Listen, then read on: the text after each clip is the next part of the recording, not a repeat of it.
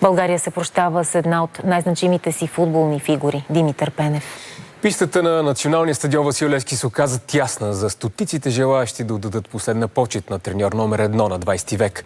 Поклонението пред стратег от Мировяне продължи близо 4 часа.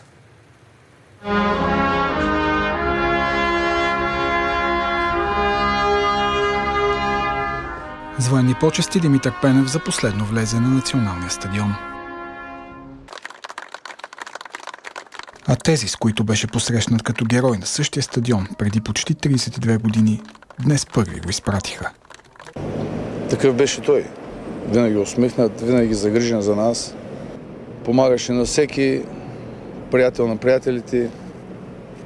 Аз поне съм видял най-хубавото от него като треньор, като баща, като приятел. Той остана това, което е – стратега.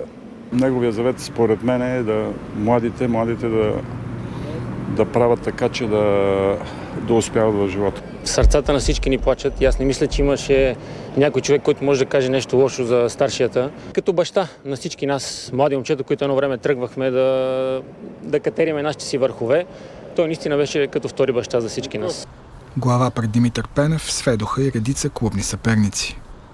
Голяма личност. Само това, че успя да се събере и да укрути тия таланти 94-та да постигнат това невиждано нещо. На фона на това противопоставяне, което ескалира между Левски и ЦСКА, аз от него не съм чул лоша дума.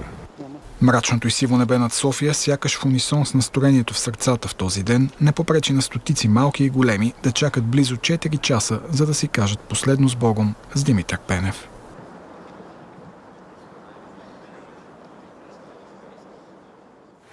Както при